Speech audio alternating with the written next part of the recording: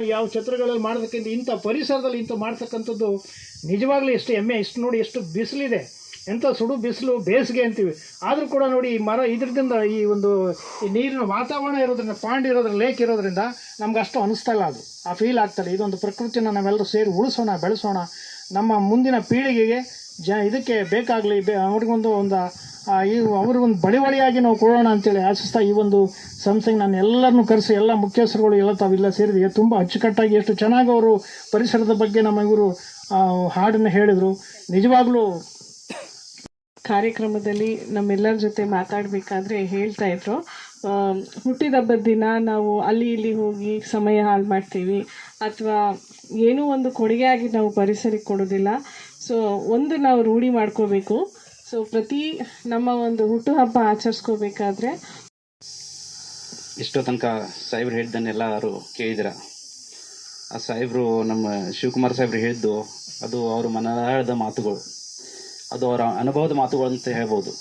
ಯಾಕಂದ್ರೆ ಅವರು ಬೆಳೆದಿದ್ದು ತರೀಕೆರೆ ತಾಲೂಕು, ಚಿಕ್ಕಮಗಳೂರು ಜಿಲ್ಲೆ, ಒಳ್ಳೆ ಮಲೆನಾಡು. ನಾನು ಅಲ್ಲಿಗೆ ಹೋಗ್ತಾ ಇದ್ದೀನಿ, ಅದಕ್ಕೆ ಖುಷಿಯಾಗಿದ್ದೀನಿ. ಅವ್ರ ಅದೃಷ್ಟ ಅಂತ ಹೇಳ್ಬೋದು, ಅವರು ಅಲ್ಲಿ ಹುಟ್ಟಿ ಬೆಳೆದಿದ್ದು. ಯಾಕಂದ್ರೆ ಎಲ್ಲರಿಗೂ ಅದು ಅನುಭವ ಸಿಗಲ್ಲ. ಏನಪ್ಪ ಹೇಳಬೇಕು ಅಂತ ಹೇಳಿದ್ರೆ, ಟ್ರಸ್ಟ್ NGO ಎಲ್ಲ ಇದೆ, ಜನಸಾಮಾನ್ಯರಿಗೆ ಸಮಾಜ ಸೇವೆ ಮಾಡೋಕ್ಕೆ ಅಂತೇಳಿ ಹುಟ್ಟಿ ಹಾಕಿದ್ದಾರೆ ಅಂತ ಅಂದ್ಕೋತೀನಿ. ಈಗಿನ ಲೈಫಲ್ಲಿ ಸುಖಕ್ಕಿಂತ ಜಾಸ್ತಿ ಕಷ್ಟಗಳೇ ಜಾಸ್ತಿ ಇರುವಂಥದ್ದು. Life is not so easy. So ಜನರಿಗೆ ಏನು ಅಂದ್ಕೋತಾರೆ, ನಮಗೆಲ್ಲ ಅಪಾರ್ಚುನಿಟೀಸ್ ಸ್ಪೂನಲ್ಲಿ ತಂದು ಯಾರಾದರೂ ತಂದು ಕೊಡ್ತಾರೆ ಅಂತ ಆ ಒಂದು ಭ್ರಮೆಯಲ್ಲಿರ್ತಾರೆ. ಯಾವ ರೀತಿ ಪ್ರಾಬ್ಲಮ್ಸನ್ನು ರಿಸಾಲ್ವ್ ಮಾಡಬೇಕು ಗೊತ್ತಾಗಲ್ಲ. ಅದು ಹೆಚ್ಚು ಪ್ರಾಬ್ಲಮ್ಸೇ ಮಾಡ್ತಾ ಹೋಗ್ತಾರೆ. KGF ಅಲ್ಲಂತೂ ಕ್ರೈಮ್ ರೇಟ್ ತುಂಬ ಜಾಸ್ತಿ ಇದೆ.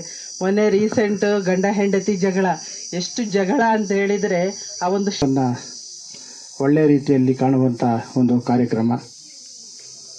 ಈ ಒಂದು ಕಾರ್ಯಕ್ರಮದಲ್ಲಿ ಒಳ್ಳೆ ಪರಿಸರದಲ್ಲಿ ಈ ಒಂದು ಕಾರ್ಯಕ್ರಮವನ್ನು ಹಮ್ಮಿಕೊಂಡಿದ್ದಾರೆ. ಸಾಹೇಬರು ಹೇಳಿದ ರೀತಿಯಲ್ಲಿ ಸಾಹೇಬರು ಅವರ ಹಳೆಯ ವಿದ್ಯಾರ್ಥಿ ದಶೆಯ ದಿನಗಳನ್ನು ಸಹ ನಮ್ಮಲ್ಲಿ ಹಂಚಿಕೊಂಡಿದ್ದಾರೆ. ಹಾಗೆ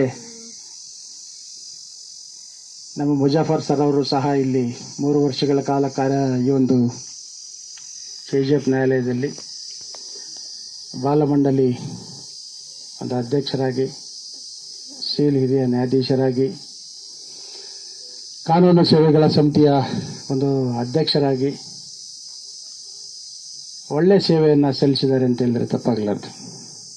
ಅವರಿಗೆ ಸಾಹೇಬರು ಹುಟ್ಟಿ ಬೆಳೆದಂಥ ಒಂದು ತರೀಕೆರೆ ಚಿಕ್ಕಮಗಳೂರು ಜಿಲ್ಲೆಯ ನ್ಯಾಯಾಲಯಕ್ಕೆ ಟ್ರಾನ್ಸ್ಫರ್ ಆಗಿದ್ದಾರೆ. ಅವರಿಗೆ ಈ ಸಂದರ್ಭದಲ್ಲಿ ಶುಭವನ್ನು ಹಾರೈಸ್ತಾ ಇದ್ದೇವೆ. ಈ ಒಂದು ಬೆಳಕು ಟ್ರಸ್ಟ್ ಇಂಥ ಒಂದು ಕಾರ್ಯಕ್ರಮಗಳನ್ನು ಹಮ್ಮಿಕೊಂಡು ಜನರ ಒಂದು ಕಷ್ಟಗಳಿಗೆ ಸ್ಪಂದಿಸ್ತಾ ಇದೆ ಅಂತ ಹೇಳಿದ್ರೆ ತಪ್ಪಾಗಲಾರ್ದು. ಪ್ಲಾಸ್ಟಿಕ್ ಯೂಸ್ ಮಾಡದೇ ಇರೋದು ನನ್ಗೆ ಇಷ್ಟ ಆಗಲ್ಲ ಅನ್ನೋದು ನನ್ಗೆ ಅನಿಸ್ಬೇಕು. ಇದು ಕೂಡ ನಮಗೆ ಗೊತ್ತಿಲ್ಲದ ಹಾಗೆ ಮದ್ಯಪಾನ, ಧೂಮಪಾನಕ್ಕಿಂತ ಹೆಚ್ಚು ಮೀರಿದ ವಿಷಯ.